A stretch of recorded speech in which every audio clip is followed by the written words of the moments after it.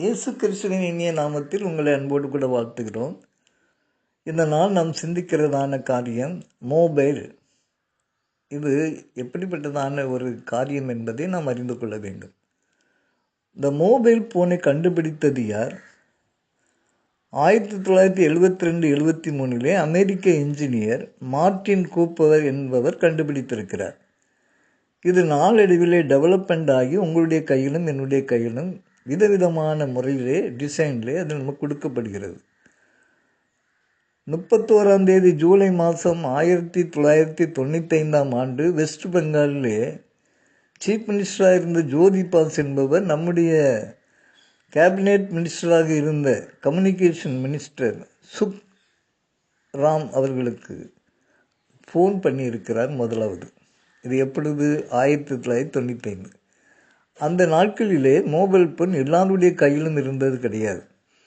ஒரு சில company manager, பெரிய பெரிய பணக்காரர்கள் அதை உபயோகப்படுத்தி வந்தார்கள். நாளடைவிலே அது குடும்பத்திற்கு ஒன்று என்றும், இப்பொழுது ஒவ்வொரு குடும்பத்தினுடைய நபருடைய கையிலும்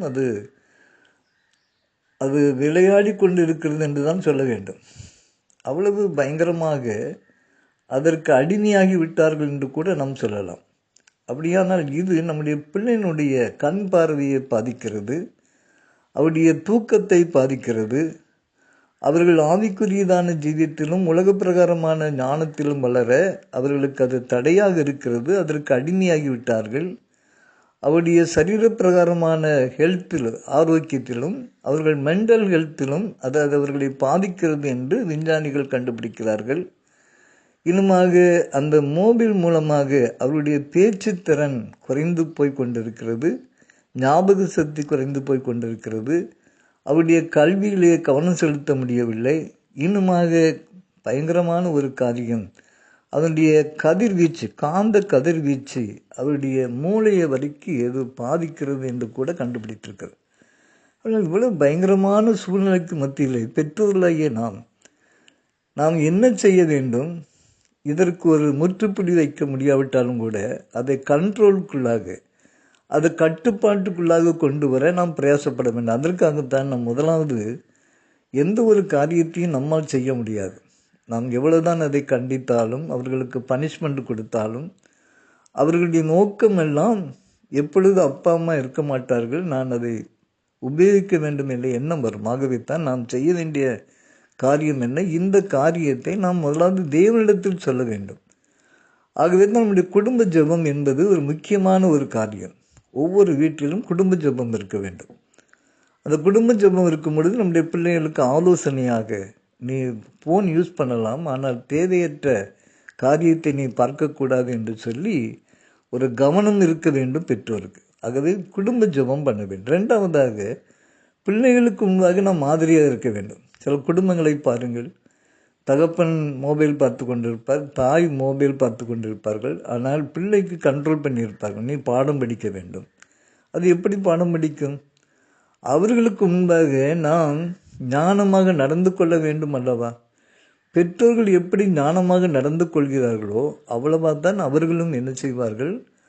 அவர்களும் அதை கடைப்பிடிப்பார்கள். அப்போ நாம் என்ன செய்ய வேண்டும்? கிடைக்கிற நேரங்களில் நாம் வேதம் வாசித்து கொண்டிருக்க வேண்டும், நாம் ஜெபிக்க வேண்டும். இது நம்முடைய பிள்ளைகள் பார்க்கும் பொழுது அவர்களுக்கு இந்த மொபைல் யூஸ் பண்ண வேண்டும் என்ற எண்ணத்தை விட அவர்களும் வேதம் வாசிக்க வேண்டும் என்ற எண்ணத்தை உருவாக்குவது பெற்றோர்களுடைய கடமை. இது மாத்திரமல்ல, அநேக நேரங்களிலே குடும்பத்திலே அவர்கள் பேசிக்கொண்டிருக்கிறதான காரியங்கள், மணிக்கணக்காக அவர்கள் மொபைலில் பேசிக்கொண்டிருக்கிறார்கள். ஒரு தகப்பனும் ஒரு தாயும் இதில் கவனம் செலுத்த வேண்டும். பிள்ளைகள் படிக்கும் பொழுது நாம் அதற்கு இடையூறாக இருக்கக்கூடாது. இப்படி அநேக காரியங்களை பார்க்கும் பொழுது நாம் பிள்ளைகளுக்கு மாதிரியாக இல்லாவிட்டால் அந்த பிள்ளைகள் சீர்கெட்டு போய்விடுவார்கள். ஆகவே தான் நாம் மொபைல் ரொம்ப அவசியமான காரியத்திற்கு நாம் தொடர்பு கொள்ள வேண்டும். நீண்ட நேரம் அதில் சம்பாஷிக்கக்கூடாது. இப்படி நம்முடைய பிள்ளைகளுக்கு முன்பாக நாம் மாதிரியாக ஜீவித்தால் மாத்திரம்தான் அதை கண்ட்ரோல் பண்ண முடியும்.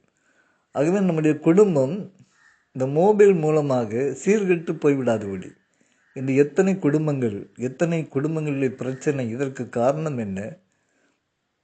அவர்கள் பேசுகிற சம்பாஷணையை ரெக்கார்டிங் பண்ணுவது, அதை போட்டு கேட்பது, அல்லது அதை ஸ்பீக்கரில் போட்டு கேட்பது, இப்படிப்பட்டதான தவறுகள் நடந்து கொண்டிருக்கிறதை பார்க்கும் பொழுது சமுதாயம் மாத்திரமல்ல, அநேக குடும்பங்களும் சீரழிந்து கொண்டிருக்கிறதை நாம் பார்க்கிறோம். ஆகவே நீங்கள் ஜெபத்தோடு கூட ஒரு முடிவுக்கு வர வேண்டும்.